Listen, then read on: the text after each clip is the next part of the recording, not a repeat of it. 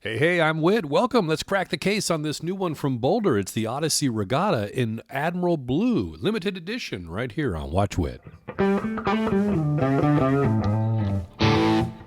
Yeah, so I've opened the outer shipping box but left it to this Pelican-style case, and it is like a true Pelican-style case. You got the purge valve here, and I love these little ID tags. You just slide this out, and you can customize it with whatever name you want to put in there.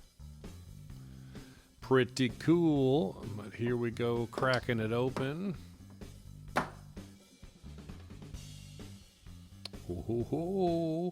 This watch did come from another reviewer, so it's already been checked out. This is a review piece, so that's why you see that there. You've got your basic info in here. You got your cleaning cloth and warranty instructions, etc. But let me set that down so we can see this. And you notice that double dome sapphire crystal already. Whoa, look at that monster. Oh, that blue is beautiful. Look at the subdials too. That is sweet. This thing is a beast. Wow. All right, let me run through some of the specs that I know as I look at the watch here. So I'm told the measurements are 45.5 in diameter and 52 millimeters lug to lug. You do have some male end links. They drape down, but I mean, come on, with 52 millimeters, small wrist guys, I don't think this is going to work for you. Yeah, I mean, I'm actually getting 53.2, and if we pull those male end links into play, 59.4. All right, I'll try it on a little later on my 8-inch wrist, and we'll see what that looks like. But this is essentially, I do own the BOLDR Odyssey 45, so it is essentially the same case. I think obviously just a little thicker. So you got 22 millimeter lug width, and this is 16 millimeters from the bottom of the case back to the top of the bezel. But you can see that bezel's got a slope down, so maybe it's not to the top. And then if you include the double dome sapphire crystal, you're talking 18.2 millimeters. Man, truly we found a nice beast. And it weighs 263 grams with all links on the supplied bracelet. Okay, so I wonder if I'm the first to make the joke that you can use this as an anchor while you're out there, if you had to. This is nice, though. Okay, so the double dome sapphire crystal, like I mentioned, you see that barely any distortion. You can catch it only kind of where the riyot is. You see the silver riyot there. 3 layers of anti-reflective coating on the underside of the glass. This has got a triple lock signed crown, just like the other BOLDR Odyssey 45s. So you see there's one gasket there in the tube, another that's further that way you can't see, and one underneath where the crown sits. And that is signed with their logo. Screw down caseback, which I'll show you in just a bit here, and you've also got a automatic helium escape valve. Looking at the dial, we can see that nice granulated texture in the Admiral Blue. You've got cool custom hands. Wow, they're really skeletonized. You see that not just the white section there, which is boat-shaped, by the way, see on the hour hand, but also the blue section right behind it, skeletonized as well. Pretty cool. And it looks like, is that? Oh, wow. Even the running seconds hand is skeletonized. Just a match. So I'm sure that one is too, which is hiding behind the minute hand there. Now we can use the skeletonization to our benefit. There's a skeleton inside a skeleton. You've got day and date, as well as the name of the watch and the signature and logo. That's got a great aesthetics to it. The dial's not super busy for all that's going on, and again, very clean. I would normally think that's a little too much print, but I think it looks good here. It's stacked well on top of that day-date complication. And you've got your Regatta Timer at the top subdial, and I'll go into that in just a bit. Speaking of which as well, the bezel. It's a 60-click bi-directional bezel, and it doubles up. You've got a 15-minute countdown timer here, and you also have, for the tachymeter, the scale is in knots. So I'll circle back around to the Regatta features in just a minute. First, I'll tell you that this is a ETA Valjoux 7750 automatic chronograph movement inside. This is elaborate grade, 25 joules and 4 hertz movement, 28,800 vibrations per hour. It's got hacking, hand winding, and quick set day date, about a 48-hour power reserve. So as you unscrew the crown, the pop out will be the winding position, and then the first click would be your day and date. So forward will adjust the date, and reverse will adjust the day of the week. And then second click out will give you your hacking function. See, the seconds hand is stopped, and you can use that to set the time. Now I'll do that to get the hands out of the way.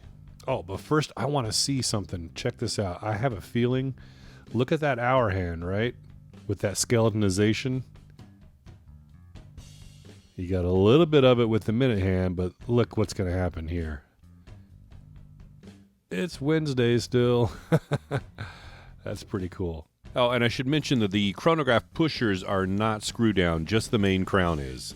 So let me give you a rundown on the regatta features of this piece now. I don't sail and don't race in regattas, so I don't have first-hand experience, but I'll give it to you in kind of my understanding of the layman's terms.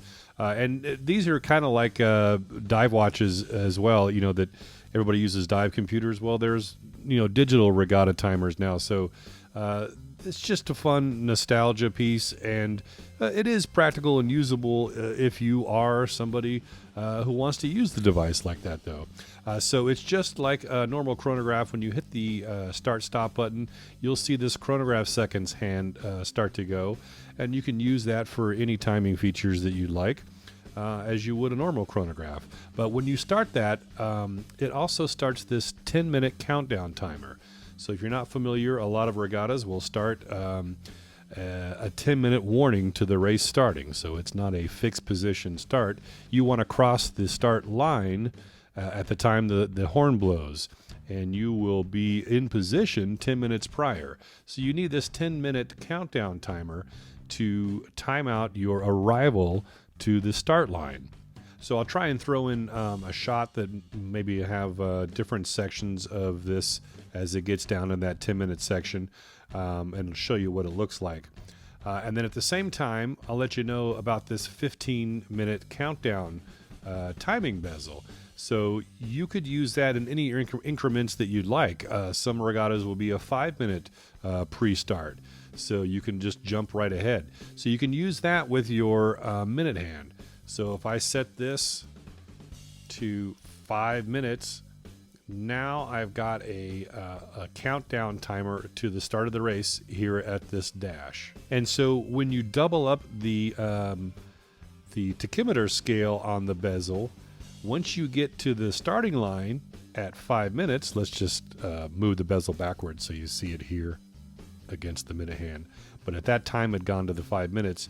Now your race has started, and now you're starting the tachymeter scale for the knots per nautical mile. So when you cross the point that gets you to 1 nautical mile, wherever the minute hand is on the tachymeter scale is your average speed.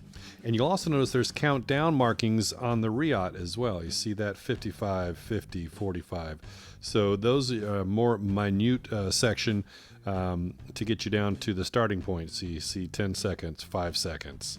So aside from the regatta features there, you could use it as a standard chronograph as well, with that running chronograph seconds hand and a 12-hour timer here. You just would not have a 30-minute timer that would normally be here at the 12 o'clock subdial. All right, everybody's favorite loom section. So nice and bright there. It's Swiss Superluminova. I'm not sure if it's BGW9, though. I know it is blue in color. It's kind of hard for you to see on camera here, but I can definitely tell in person that that is blue. But it just has a little bit of a different tinge to me than BGW9. So I'm just a little skeptic to say that it's positively BGW9. But you see it's the same color on the hour and minute hand, the indices, and the knot section. The tachymeter scale of the bezel is loomed, and the 15-minute countdown section is not. But It's very bright and appears to be semi-long lasting just from first glance.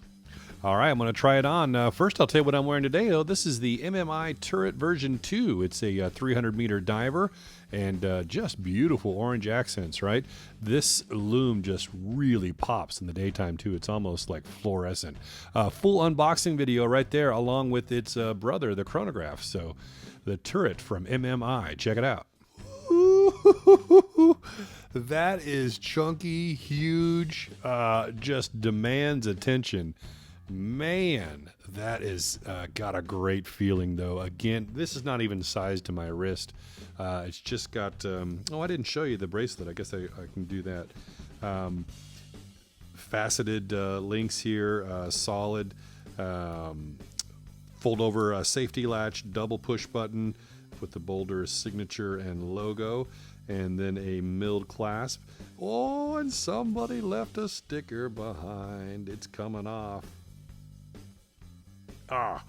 And then you've got, let me just take them off to show you. Quick release spring bars for the bracelet.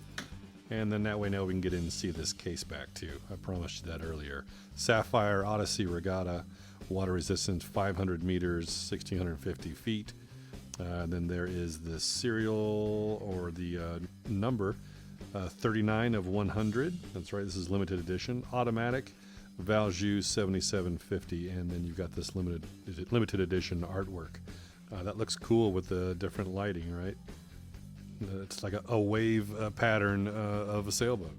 Okay, back to the wrist shot, but I forgot to mention there, 6 micro adjust. That was the whole reason I stopped to show you the bracelet, was to mention the 6 micro adjust. So it's not been fitted for me. It's just somebody's got it, the last reviewer has got it on the very end, smallest of the micro adjusts. So it's a little sloppy for me. I'll have to take out some links, but I can feel already how this bracelet is perfectly weighted for the watch head, much like my traditional Odyssey 45. So I know I'm going to enjoy this. That's got, man, just some wrist presence like crazy, right?